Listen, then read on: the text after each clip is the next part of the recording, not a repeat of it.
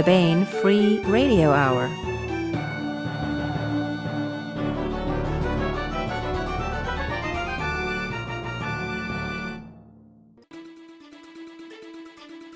On the podcast, waltzing Vienna and a jolly swagman camped by a billabong under the shade of a coolabah tree, falcatas and hayatas, plus we continue with our complete audiobook serialization of John Ringo's Under a Graveyard Sky. All right now.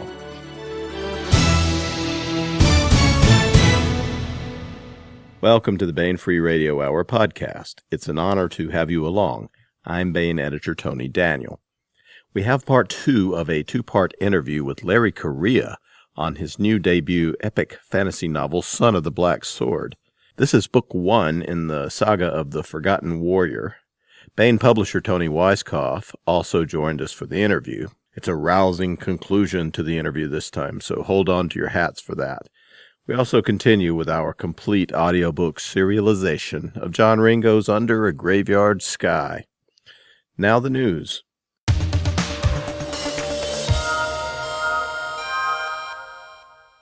Ho, ho, ho, mass markets are in the air, wearing colorful holiday covers and slaying to booksellers everywhere. Out now is 1636, The Viennese Waltz by Eric Flint, Paula Goodlett, and Georg Huff.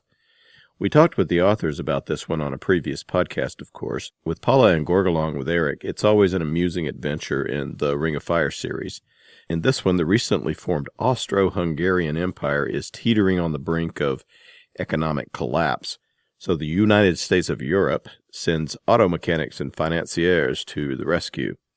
The mechanics are West Virginian hillbillies, and the financiers are mostly teenage American girls, risen to wealth by taking advantage of the new opportunities created by the Ring of Fire. Dinosaurs and Dirigibles by David Drake is also out in mass market. Here are Time Travel Tales by David Drake. We talked with Dave about these on a previous podcast too.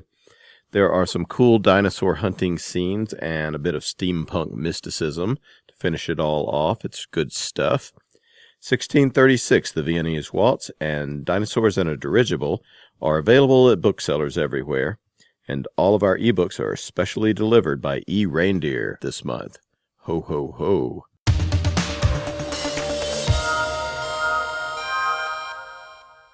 This is part 2 of a 2-part interview with Larry Correia and Toni Weisskopf talking about Larry's debut epic fantasy novel, Son of the Black Sword. Part 1 of the interview was on the previous week's podcast.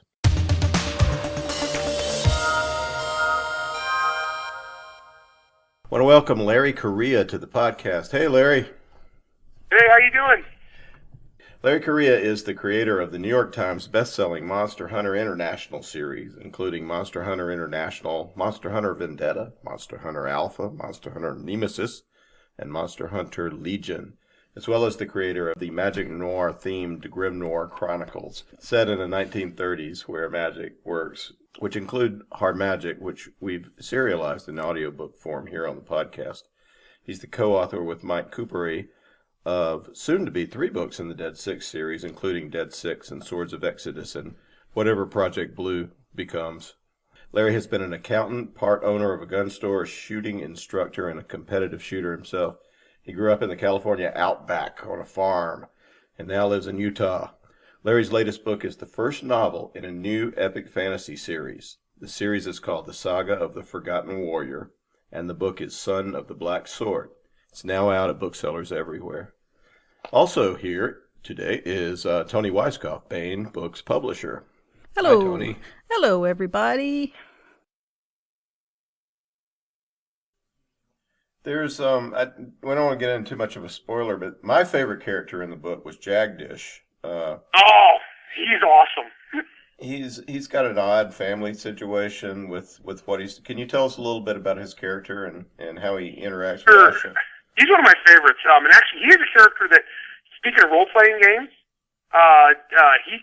Jagdish came out of a role-playing game. He was an NPC that I played as GM, and I was like, I got done playing him. I was like, holy crap, this dude's going in the book. He's too cool. So, what happened with Jagdish is he's a character from the Warrior cast, and so he's kind of our glimpse into that group of society. And these guys exist to fight. That's their purpose, and that's like where they fight.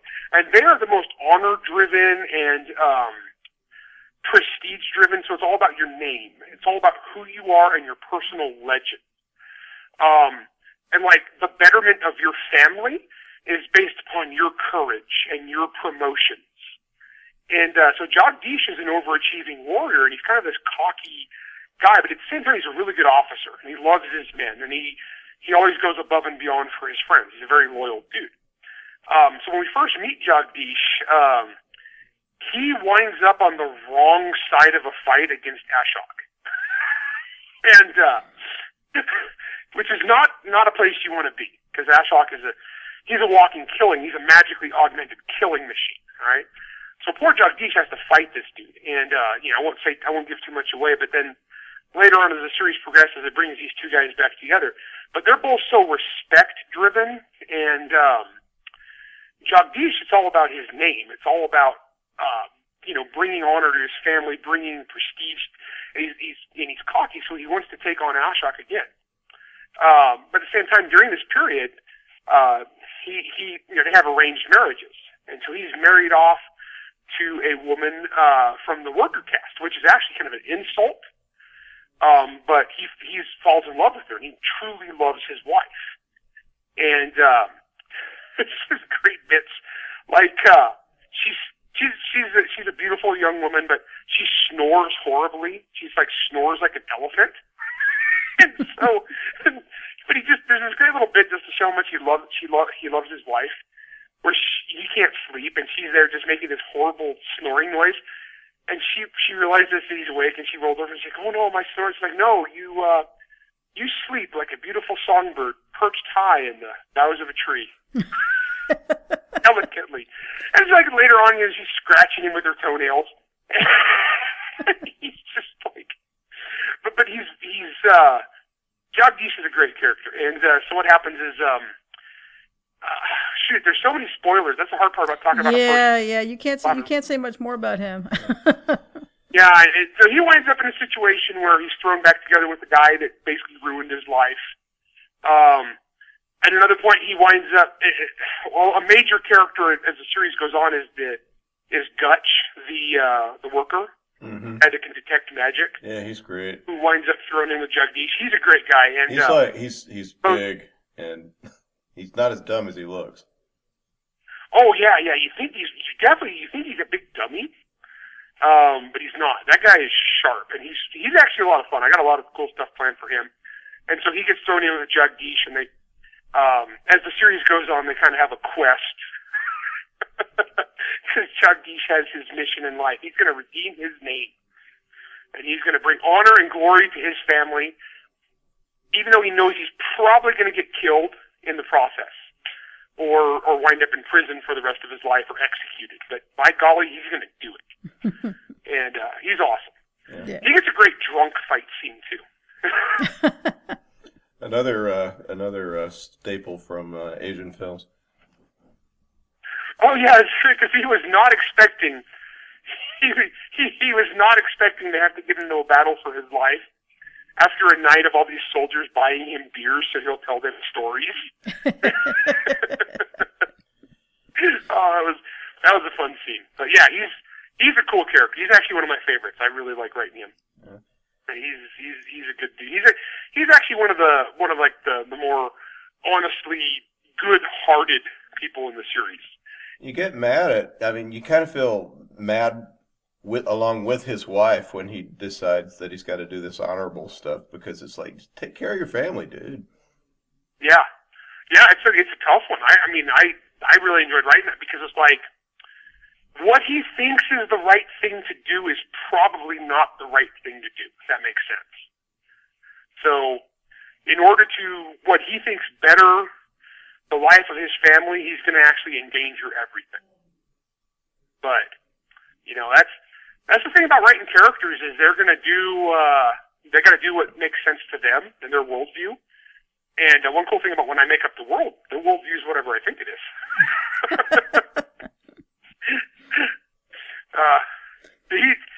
He's great. I wish I could say more about his plot line. fine, but when the second book comes out, everyone will have read the first one, and I'll be fine. We can refer people too who haven't read the book yet to the short story.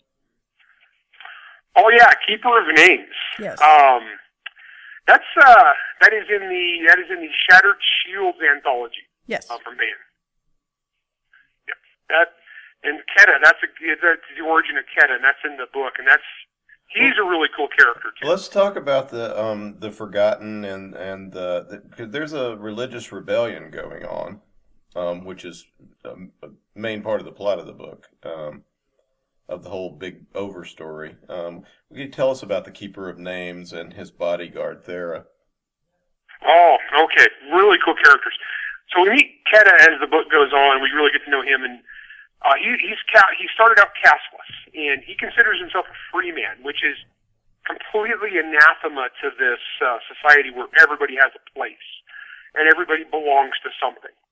But Keta considers himself a free individual, and the reason being is that he's part of the old religion. He's a convert to the old, forbidden, forgotten, abandoned religion, and he is kind of a self-appointed, not quite, but he's become a leader of this group. And most of the society would consider him and his religious fanatics who should be exterminated. But Keta, he means well, and because he's castless, he believes in truth, and he's trying to get justice for his people. He's trying to have a good outcome for the castless, who are just treated like crap. I mean, they're horribly oppressed people. So Keta is kind of a champion of them, and but the problem is he doesn't actually know the old religion because he didn't really have much of a chance to learn it before he got put into this position. So he's kind of making it up as he goes along, and he's really shockingly in over his head because he's kind of leading a rebellion against this ultra-powerful society with a group of just people who are completely unprepared, malcontents, misfits, malnourished, don't know how to fight, no logistics. But by golly, he's going to do it. And Thera is as far as you know, when we first meet her, she's his bodyguard. But there's so much more to Thera that I can't give away. She's actually a daughter of the warrior caste who was thrown out of her house. And I cannot give away much more about her, unfortunately, because she's an awesome character. As the series goes on, we get to see a lot of stuff with Thera. She's really cool in her being bitter about everything. Oh yeah, she has got any situation, she'll find a way to be bitter about it. Yeah, and I alluded to some of the stuff because she's obviously got some baggage. She's got some specific baggage against protectors, and I mean, if for a reader who pays attention and carefully pays attention as the book goes on, I don't come out and say it in this first book, but you can kind of understand where that comes from. By the time you get to the end of the book, you'll know why she's bitter. But she's got access to some abilities that are abnormal in this world, and that's all I can really say. You have some? What else could we talk about the world? Like your badass assassins there. Oh, those guys. Okay, so the second book is actually called House of Assassins because big part of it takes place. Well, for those of you who finished Son of the Black Sword, you know how it ends. Okay, that's all I'll say. And so it picks up with the House of Assassins. One of the main characters is kind of stuck with this group of people. And what it is they're referred to in the book as the Lost House. So keep in mind, the government's, the capital, but then you've got the rest of the continent divided up on these houses. What I've shown as the book has gone on is that houses rise and fall, and sometimes they're absorbed by other houses, or sometimes they merge, sometimes they split. It's just politics. But the Lost House was stamped out of existence for sins against the law. And so this house was exterminated, basically, and I never really got into what they did to cause their extermination, but contrary to what most of the people believe, some of them are still alive, and they have a secret agenda. And they're all wizards. That's one of the things they're in trouble for, is they all practice magic illegally. And so they make their living now as a house of assassins. So it's basically this covert group outside of the law that is called upon by different factions in secret and paid large sums of, not money, but they're actually paid always in black steel or demon parts. So they're amassing a magical, storehouse basically. And the House of Assassin goes around the continent just basically doing nefarious deeds for pay. But they have a secret agenda that no one else on the continent knows about, that the reason they do that, the reason they are the assassins is so that they can slowly build their way towards their goal, which I have not got into yet. So, one character from that I get a point of view character is Sikasso, and that guy, he's awesome. He is a conniving, murderous bastard. He's great. But he's cocky, too, and this whole book, he's looking forward to fighting Ashok. He really thinks he can take Ashok. He thinks he can beat Ashok, and he thinks he can take the sword. He thinks he's that much of a badass. But then at the end, these two get to actually square off, and you see what happens. Ashok is a force of nature, and we're gonna go into the House of Assassins into the next book quite a bit. But they're pretty cool. And right now, it's funny because the Inquisition thinks they're using the assassins, and the assassins think they're using the Inquisition. So, I love writing political factions. I love writing political groups using each other and being conniving. So, actually, who would think that I like politics? No comment. What? The battle scenes in the book are fantastic. And you know how to write a great fight scene. I heard from Toni that she had you revise a couple of things at the beginning. I am really good at writing fight scenes, modern fight scenes, because my background was in firearms instruction and shooting, and I had to take a lot of classes from a lot of experienced people and associate with a lot of really experienced people, and so I've always been able to kind of capture that vibe. Hand-to-hand sword combat and axe and bow and arrow, that's a different thing. So, one good thing for me is I have good proofreaders, good alpha readers, and I've got Toni. And Toni is very good at making sure her authors don't screw up that kind of thing, and she knows that. She knows that world pretty well. So, I had to do a lot of research, and Toni sent me a copy of Hank Reinhardt's Book of the Sword and Book of the Knife. And just this super invaluable research. In fact, every time I teach a creative writing thing or a panel or whatever for aspiring writers, I tell them, if you're going to write anything that's like medieval combat or sword combat, get these books. Just get these books and read them. Yeah, and if you're ever going to write a real scary fight scene, because, the Book of the Knife teaches you how to fight with a knife. And I used a lot of that in that party sequence I was talking about earlier. One good thing is I have taken a lot of wound ballistics classes, and so that does get into edge weapons quite a bit. So I'm pretty familiar with what happens when people get stabbed, shot, cut, so on and so forth. So that doesn't change too much. Just the severity of it, but the tactics, the how you do it, and then once again, because I'm doing this kind of almost a pseudo-Asian martial arts flavor, is I've got to take it up a notch. And so you got the element of super realism versus, magically augmented super people beating the crap out of each other. You know what I mean? So there's kind of the balance between perfect realism and entertainment, I guess, when you're writing it. But I really like writing fights. I like writing action scenes. That's my favorite thing to do. Yeah. Some of the humor in your work comes across the most in the action scenes, I think. Oh, yeah. That's one of the things I've learned, though, is you can get this if you talk to anybody who has a really dark or serious, dangerous type job. They're funny as hell. This is a rule of thumb. And I spent my career hanging out with a bunch of people that were, honest to goodness badasses who've been there, done that, mercenaries and vets and just people who've done all these crazy things. They are super funny. they're funny people because they have to be. I mean, some people are morose, some people are very serious. Everybody's an individual. But overall, if you've got a dangerous job, you tend to make light of stuff. You tend to, make jokes. You kind of have to.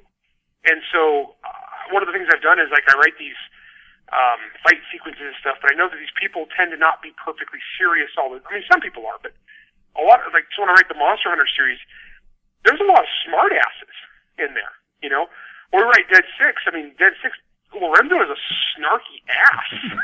he's a horrible person. And, so I like putting in elements of humor, right in between moments of awfulness. I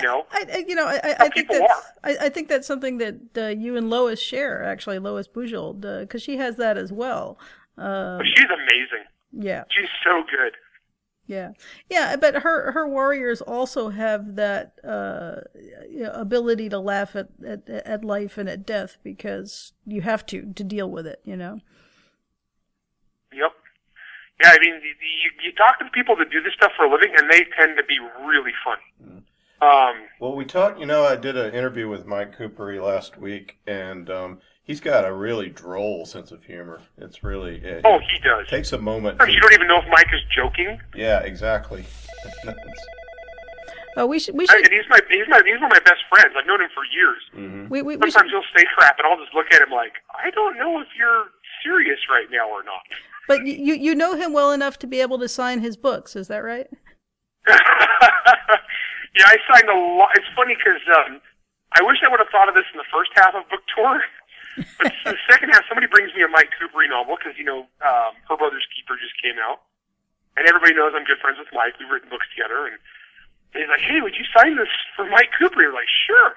So I because he's left-handed, so I put the pen in my left hand, but I held it like a dagger. And just did it all horrible.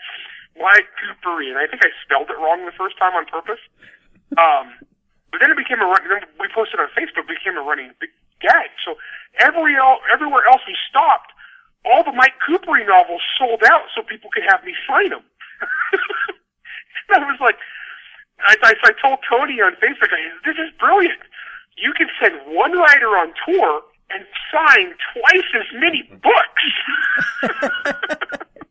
I will warn you that I gave away a copy of Son of the Black Sword, and somebody after I did a speech, and somebody came up and asked me to sign it. I usually don't autograph books that I've edited, but in this case, I did feel free. So there is a copy of Son of the Black Sword out there signed by me as you, writing like Mike Coopery.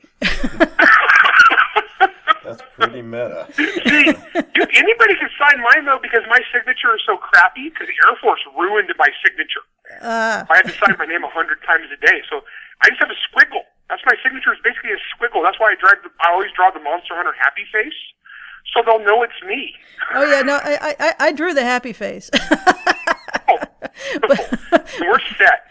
Yeah, so Mike showed up to the book signing in Arizona, like my second to last book signing on tour, because he drove down from Colorado. He brought a pack of crayons.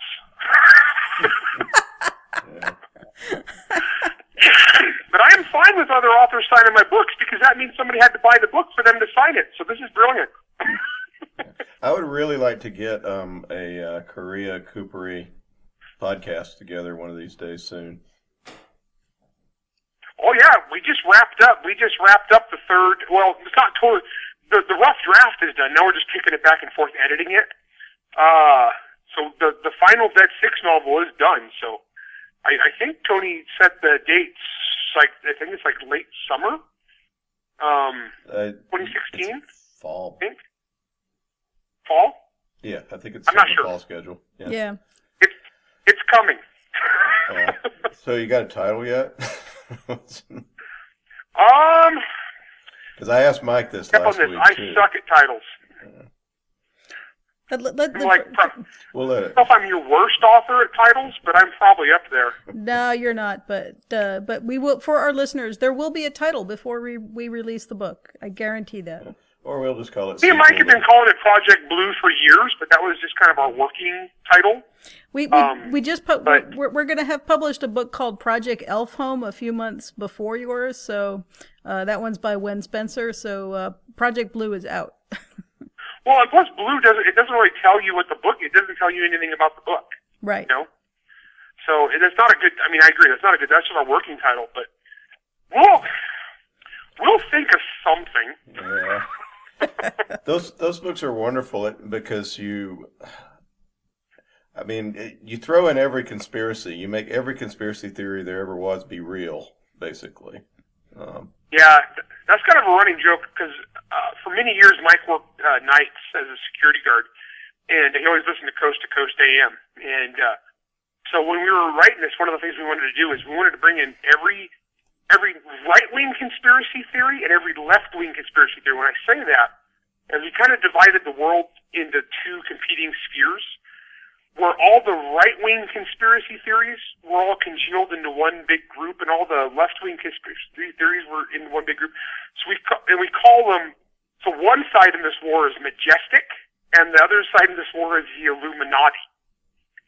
But we play this straight throughout the series, and it's just fun. So basically, your cabal of powerful European, old school aristocratic, super wealthy bankers, and on the other side you've got your, kind of pseudo CIA, black ops, Cold War conspiracy stuff. And so these two secret organizations are having basically a shadow war against each other, and our characters are just kind of stuck in the middle.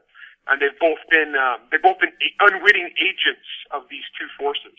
Hello, there's our title, Shadow War. Sounds pretty good. Tony, you're the boss. So you're finishing that up. So what are you going to work on next? What's on the slate? Actually, the next thing I'm working on is editing Monster Hunter Grunge. Tell us how that came about, please. I want to know. Actually, what I'm doing is right now I have to reread all 5 Monster Hunter novels slowly and take notes, because basically I got to go through and do an editing pass at Grunge for all the continuity stuff. I already done that once. I just needed to go through with very detailed, make sure everything's right. I got the next solo Monster Hunter novel, which is back to Owen, which I'm going to write. But then we got the Monster Hunter Guardian with me and Sarah, and I owe her an outline, big detail outline to start. So basically, I've got 3 Monster Hunter books just boom, boom, boom in a row. So I'm basically carefully rereading all the Monster Hunter stuff together right now to make sure I've got everything, all my ducks in a row, and because your memory plays tricks on you as a writer. Yeah. Oh yeah, I totally revealed that already. Oh wait, no, I didn't. So, yeah. and that, Tony, is how they came about. John Ringo was going back and reading the Monster Hunter books, and he sort of fell into them, and he couldn't get out until he wrote some. So that did it start out as a story for the anthology that's going to be the Monster Hunter anthology? No, he'd already started it before I approached him about the anthology. Yeah. It was when I approached him about the anthology that I learned, because he just told Toni, and so I asked Toni, he's like, hey, you think I could get John Ringo to kick his story into the anthology? And she's like, yeah, about that. A story, yeah, that might be hard to get out of him. Yeah. She's like, why don't you go call John? Now, I will tell you, I've just said, it's a good book. I'm really excited. It's a fun story. Yeah. And it's different. It's like I'm looking at it as kind of a spin-off. It's like a spin-off series, because it's a different character. It takes place, basically 20 years before the regular series starts. And so it's just kind of it's the same world, but it's a different group. And a lot of the same characters are in there, but they're younger versions of the characters that we know. And John did a really good job. So I was blown away by it. And then problem was, this is my secret universe where I have, pages and pages of information that I've never revealed in like the secret history of monster hunting. So when I went through and edited it for the first pass, I sent him back 200 comments of like the secret history of monster hunting. So Ringo's like, wow, that's a lot of editing. Hey, you want to make this a collaboration?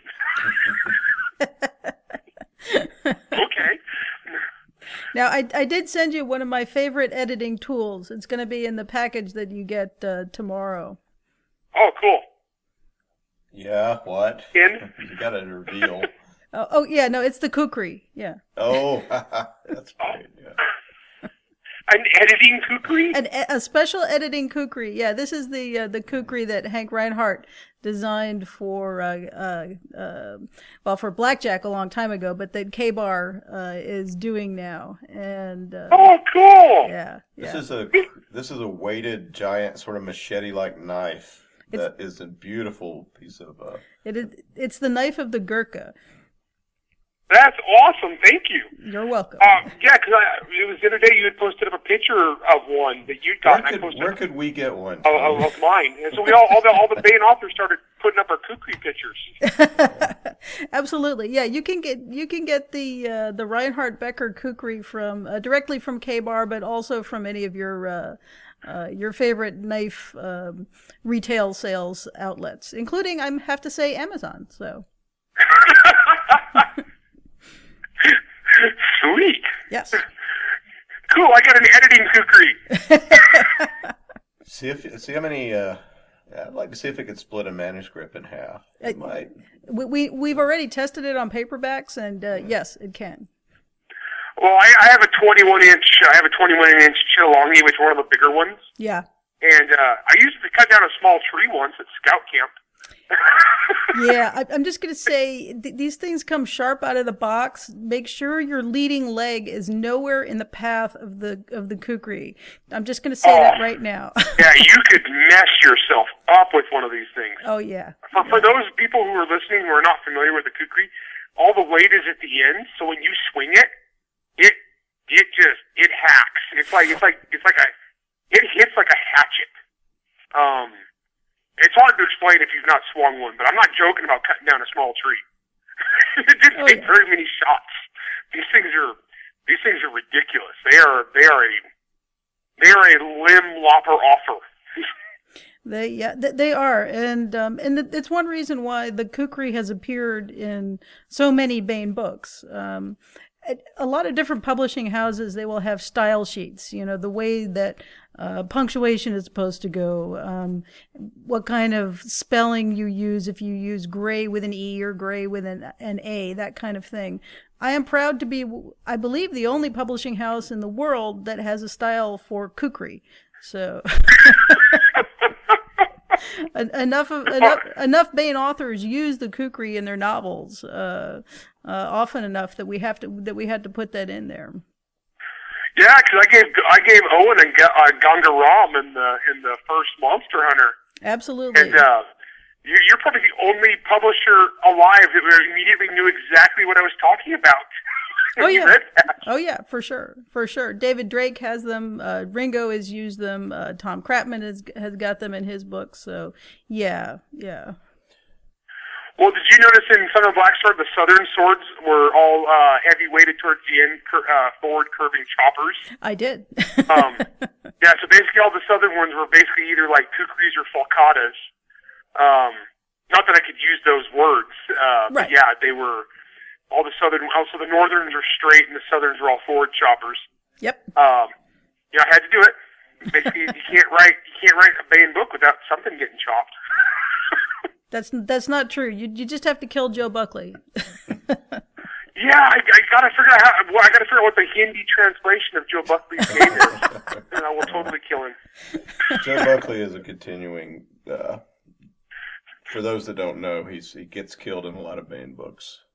I killed him 3 times in Monster Hunter Alpha. And so Baen authors can compete to kill him the most horrible ways. We'll have to do a podcast with Joe. Yeah. Yeah. So that makes me think you are at least conceiving of the sequel. Have you written it, or are you going to work on it soon? To Son of the Black Sword. Going to work on it soon, but I got to get the Monster Hunter. I got to get the next Monster Hunter one out of the way first. Because that's still by far my most popular series, And I love writing it too. And I figure since I'm going to be working on Ringo's and the collaboration with Sarah, I'll be tuned up. I'll be in the Monster Hunter zone. So I'm going to get the next Monster Hunter sequel out of the way before I tackle House of Assassins. That's going to be an Owen book. House of Assassins is the outline. That's going to be an Owen book. Oh, yeah, solo Owen book. Once again, don't know the name. Actually, I've been building up towards this one for a long time. There's a bunch of stuff that I've alluded to in Legion and Nemesis that happens in this one. Aren't the Owen books first person?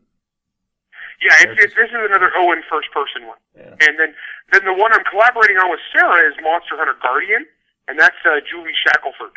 That one's Julie Shackelford's point of view.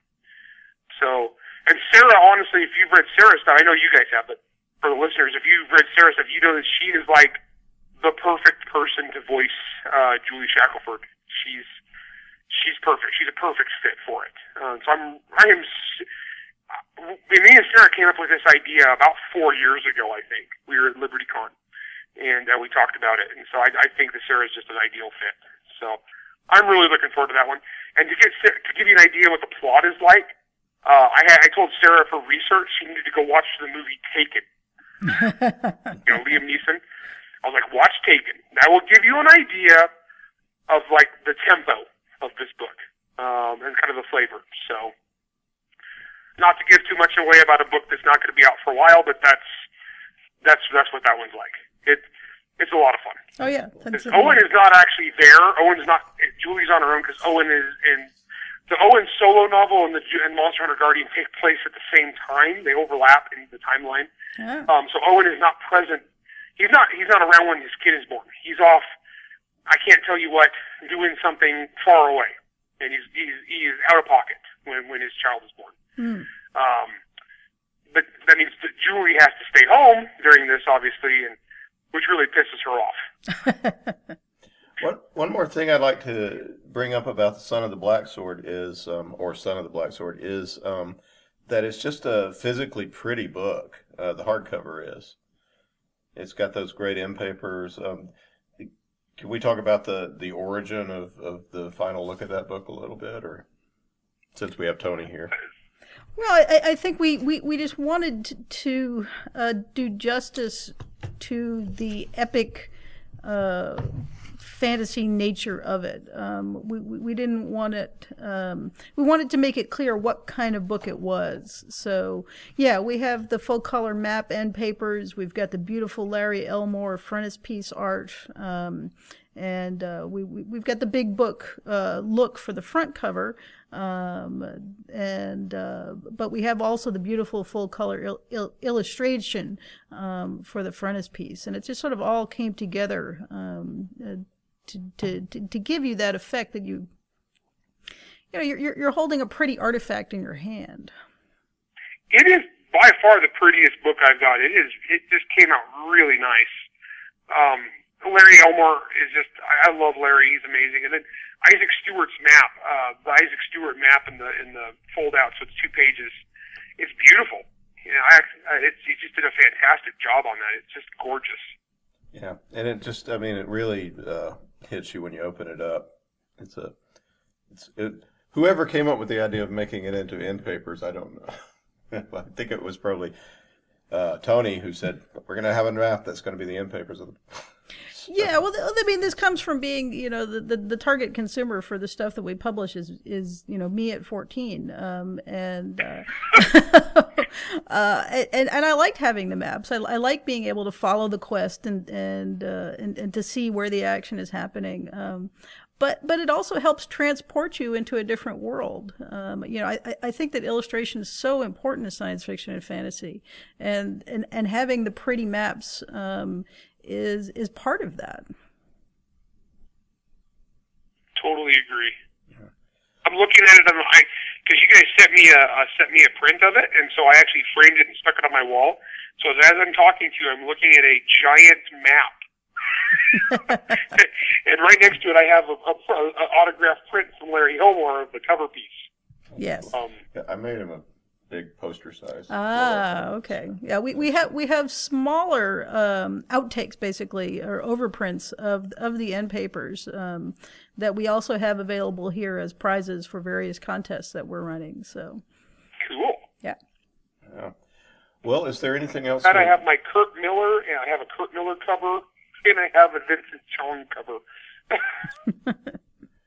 You have who's the main artist on Monster Hunter? That's Alan Pollock. Alan Pollock. We Yeah. did a great interview with him, and he's talking about doing the Monster Hunter cover art. Yeah. Oh, I love Alan's artwork. He just does these just boisterous, action-packed, big, explodey covers for Monster Hunter. I love them. It's got the lines. Great. It says something is happening here. Yeah. Yeah, you're just like, holy crap, this is awesome. Yeah. Yeah. There's obviously monsters and guns. And his monsters look really scary too. I mean, they look like something that you would run away from because, Oh, I love Alpha. My favorite of his is the cover of Monster Hunter Alpha. Yeah, that's He's beautiful. got the werewolf. Oh, yeah. Got the woman turning into a werewolf, and then above him he's got the big giant diggers, the creepy creature. Oh my gosh! Yeah, he just made that look so cool. Yeah. That's my favorite cover it is. Have you seen the cover for Grunge yet, Larry? Oh, I know. I didn't know that was out yet. Yeah, we just got it. I'll pop it over to you when I get to my computer. Yeah. Is it Alan? Did you use Alan again? Yeah. Oh, yeah. We did. We wanted to make the series continuity pretty clear. So yeah. Cool. Yeah. Oh, I'm excited. Yeah. I'm excited to see it. Okay. Yeah.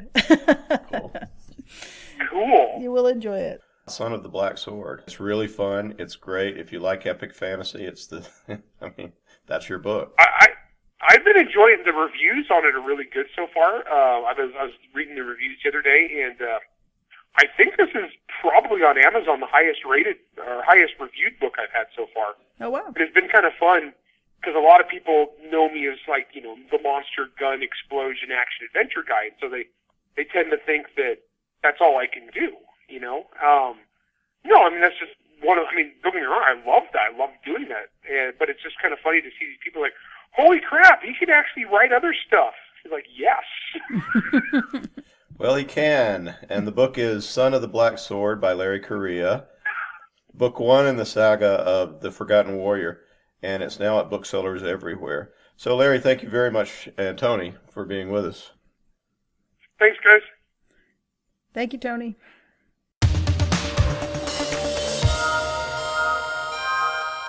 Now we continue with our complete audiobook serialization of John Ringo's Under a Graveyard Sky. This portion of Under a Graveyard Sky is provided by Audible.com. Get the complete audiobook at Audible.com now.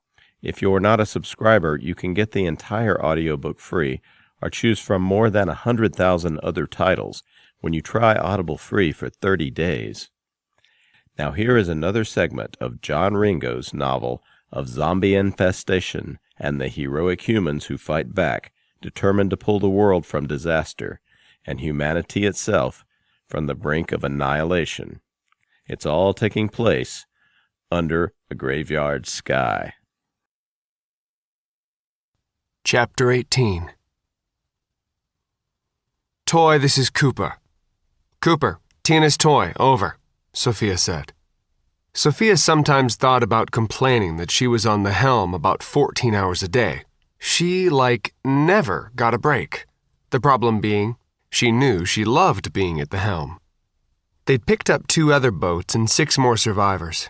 Isham, Christensen, and 4 others who volunteered to leave had been put on one of the yachts and told they could go anywhere they wanted. Don't let the door hit you in the ass, and don't get in our way.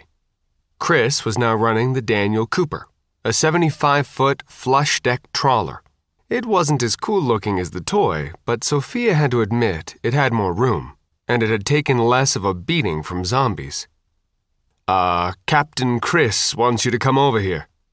Where is here, and why, over? Sophia asked. There's a big boat here. He says it's a she-wolf job. Give me your location, over, Sophia said, trying not to snort. She was actually at fault for the nicknames. She'd been talking to Paula, at the helm, as usual, and telling some stories from Dad's old days. His old pair nickname of Wolf's Bane had come up. That got changed to Captain Wolf. Then people started calling her, Sophia, Sea Wolf. So now it was Papa Wolf or Captain Wolf, Mama Wolf, Sea Wolf, and She Wolf. She took down the coordinates, then another voice crackled over the speaker. Sea Wolf, Cooper, over, Chris said. Roger, Cooper, Sophia replied. Need to talk to your da, over. Da? Sophia said, keying the intercom. Cookies on the horn, says there's a boat that's a she-wolf job. I hate you, Faith yelled from the saloon. She was engaged in cleaning some of the guns. It's not my fault you're adopted, Sophia sang out. I'm not adopted, Faith said. She's not adopted, Steve said, walking onto the bridge. Cooper, Toy, actual, over. Got a big job here, Toy. 50-meter tug. Zombies, plural, on deck. Lots of corridors. Not our cuppa. Steve had supplied Chris with some weapons to clear open boats, but not something like that. Besides, he'd expressed an unwillingness to do serious clearance. I was a chef, not SBS. Roger, Steve said, thinking about it. We're about to clear Perb. We'll vector after that. Roger. We're on to other clearance then? Roger. Continue clearance. We'll handle the big job. Better you than I. Cooper, out. She-wolf job? Faith said. Big job? You are about to get your wish, I think, Steve said. Big ocean-going tug. 150 feet or so. Zombies on deck. Which means Zombie City, Faith said excitedly. Booyah! You're too weird not to be adopted. The EPIRB had been another bust. The tug was another matter. Assuming it didn't run its engines out and its diesel, that's a boomer of fuel for the taking, Steve said. The tug was enormous. Next to it, the toy looked like, well, a toy. And as reported, there were zombies on deck. I can get an AK and try and shoot them off, Faith said.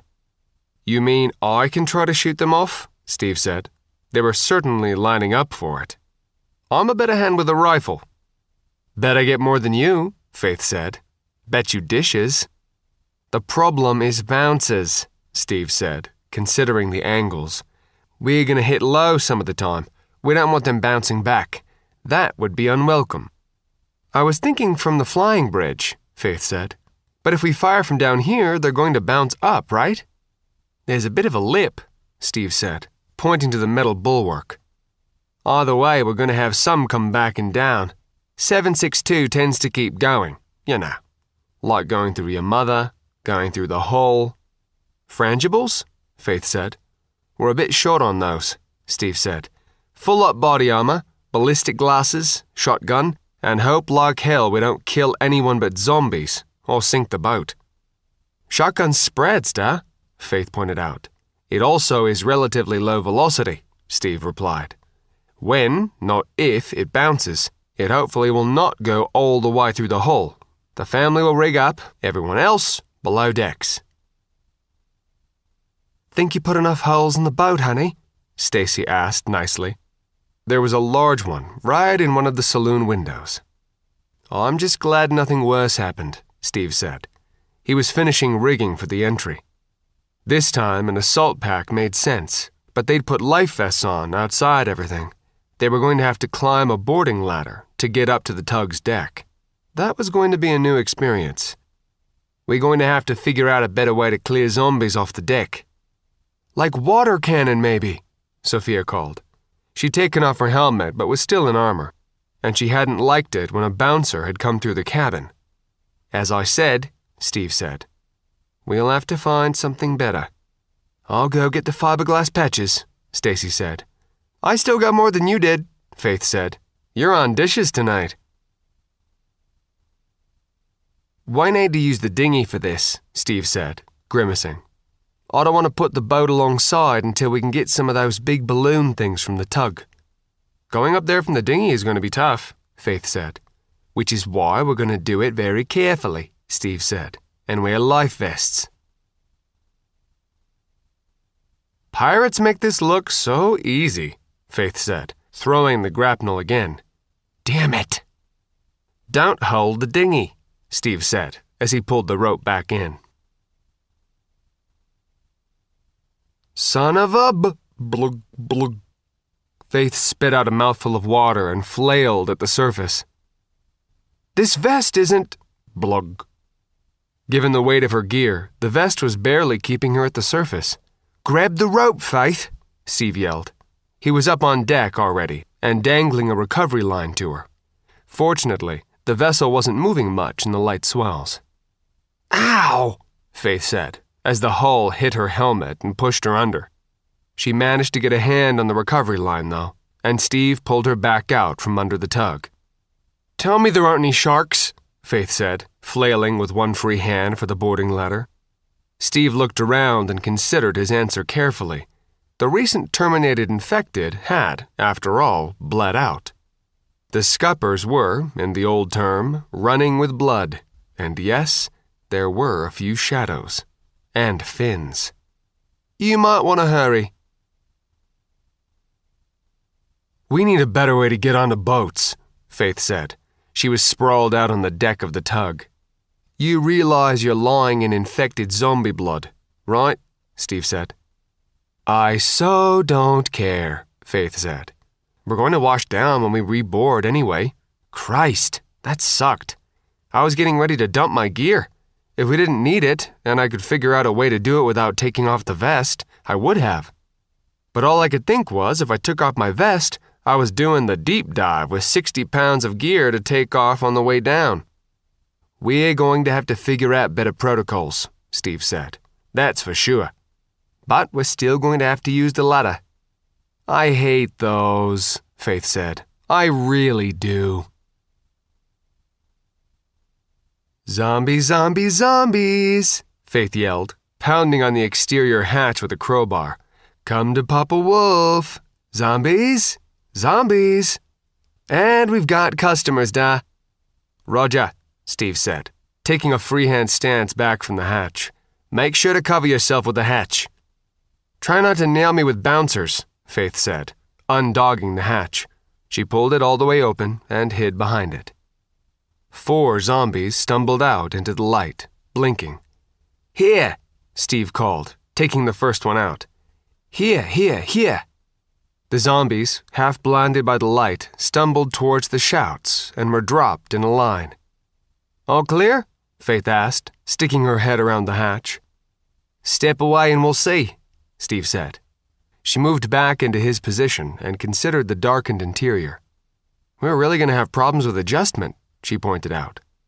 "I read an article where the reason that pirates wore eye patches was to keep one eye available for moving into darkness," Steve said. "Go into a hold and switch it to the other eye. I guess maybe we should have flip-up sunglasses or something?" Faith said. "Maybe," Steve said. "Zombies? Hello? Zombies? Anybody home?" "Zombies, zombies, zombies," Faith yelled, banging on the deck with her crowbar. "Ah, that's got one," Steve said, as another zombie stumbled out into the light. "Wait," Faith said, dropping the crowbar and drawing her pistol. "We've still got more .45 than 12 gauge. "Point," Steve said as she fired. "I was afraid you were going to use a crowbar." "Been there," Faith said. "Prefer shooting them." "Let's dog it again and check the bridge," Steve said. "Then we'll clear down from that." "Okay," Faith said, shrugging. "Any particular reason? More light up there?" There was a zombie on the bridge, a well-fed one, which was explained by the 2 corpses also on the bridge. "So," Faith said, tilting her head, "one was wearing clothes, the other looks like he wasn't." "Zombies eat each other," Steve said. "Interesting factoid." "Whoops," Faith said, as a zombie came up the companionway. She fired and it tumbled back down, but there were sounds of more stumbling in the darkness below. "Think we've got a nest here, Da?" "If we have to, retreat through the door," Steve said, stepping next to her. Another headed up the companionway, and he terminated it. The following zombie stumbled over that one and then started crawling up the stairs. Faith let her Saiga fall in its sling and drew her .45. One shot to the head terminated that one. "I think I've got this," Faith said. "I don't think they were all crew," Steve said, letting her take the shots. He had the Saiga up and pointed if any got past her. "This is too many for crew." "And there are women," Faith said, as she took one down. "There are women in Merchant Marine," Steve said. "But, yeah, I think they took on refugees." "Or family," Faith said, pausing. "Da?" "Got it," Steve said, dropping his Saiga to the sling and killing the child zombie with one round of .45. "I hate shooting the kids," Faith said. She didn't have any trouble with the grown male following. "Here's a puzzle," Steve said thoughtfully. "Zombie up here is dead and eaten. I'd see them killing the weakest first. Why did the child survive?" "You're asking me?" Faith said. "That sounds like a Sophia question." "I think it's clear." "We certainly made enough noise," Steve said. They'd given up on earplugs, and his ears were ringing. "We're going to go deaf with all this fire." "I'll take deafness in old age over being eaten by zombies," Faith said, shrugging. "Why are my ears ringing in rhythm?" "Because that's metal pinging on metal," Steve said. "I think we got a survivor." "Another salvage operation ruined," Faith said. Jesus," the man said, turning away from the tact lights and holding up his arm. "Sorry," Steve said, turning the light away. The locker the survivor had been hiding in had no portholes, and the lights must have been like a nuke going off. The survivor was skinny as a rail, with long, shaggy hair and a beard that must have started out long and gotten longer. He was also wearing only a pair of shorts. If he hadn't responded verbally to their bangs, Steve would have thought he was a zombie. "I'm not going to be able to see for a day," the man said. "Sorry, let me start again. Thank you." "You're welcome," Steve said. He pulled a chem light out of a pouch and dropped it on the floor in the compartment. "Here's some water," he said, taking the bottle from Faith and getting it into the man's hands. "We're going to keep clearing and come back when we're sure we can extract you safely. Just hang in there." "Not a problem," the man said, taking a swig of water with his eyes still closed. "God, that's good. God almighty, that is so good." "Just hang in there," Steve repeated. "We'll be back." "This place is a maze," Faith said, swinging her tack light around. "Do you know where we left that guy?" "I think we're going to have to find the bridge again and follow the trail of bodies," Steve said, opening a hatch. He held his hand up to the descending sun and grimaced. "Okay, based on the bodies, this is where we first were. Then the bridge ladder should be up and to the left. Port, right?" "Starboard," Steve said. "See why that's important on a boat? Let's just see if we can find that guy again." "Some of the guys brought their families," the survivor said, pulling the blanket up as he sipped tomato soup. He still was wearing the sunglasses Faith had found for him. "We figured if we stayed at sea, we could avoid it. Somebody, maybe a couple, were infected." The survivor's name was Michael Purple Fly Brado, deckhand and assistant engineer on the ocean-going tug Victoria's Boss. "Anybody else?" he asked, pushing up the sunglasses and grimacing. "I didn't hear any more banging," Steve said. "But that doesn't mean it's clear. It was sort of a maze." "Not if you know it," Brado said. "I could... Christ, I don't want to go back on, but I could help you find your way around." "Tomorrow," Steve said. "And we're going to need to figure out some better protocols for boarding and clearing." "Okay, why didn't we do this the first time?" Faith asked. She had a line clipped to her gear, which was being belayed by Steve from the deck. She'd held a line from the dinghy as he'd climbed the ladder. "Because I didn't think about it," Steve admitted, as she cleared the railing. "Makes a lot of sense in retrospect." "So does marking everything," Faith said, pulling out a can of spray paint. "We're going to need more of this." "Okay," she continued, unclipping and throwing the line over the side. "Your turn, Fly." "Zombies, zombies, zombies," Faith said, banging on the hatch with the butt of the knife. "Sounds clear, Dad." "Open," Steve said, taking a two-handed stance with his .45, covering the opening hatch. He'd picked up a headlamp and had two more lights duct-taped to his gear pointing forward. "Stuck," Faith said. The dog had released, but the hatch wouldn't open. "Crowbar," Steve said. "Carefully." "There is no careful with a crowbar, Dad," Faith said, pulling it out. "Wait," Brado said. "There's something better."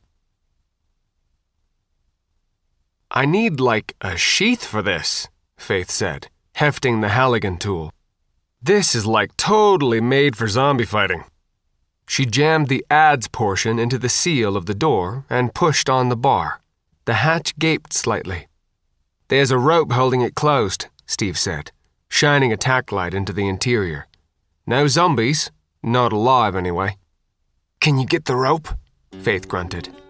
"Hang on, let me—" The tool slipped, fortunately missing Steve. "I need this in farther." "Hammer," Mike said. "And you might want me to do it next time." "No way," Faith said, hefting the Halligan. "I love this thing. I want to have its babies."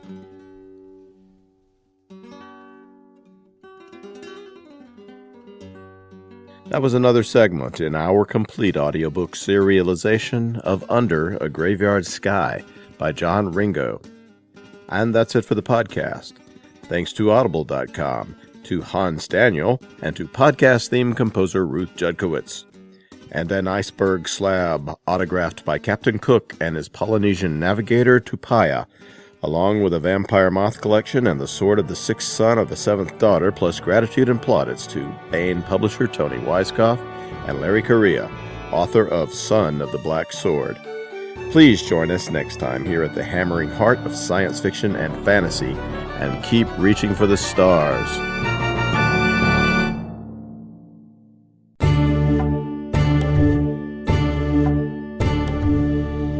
The Baen Free Radio Hour is brought to you by Baen Books Audio Drama, presenting dramatized audio plays of the best science fiction and fantasy with a professional cast and cinema-quality soundtracks.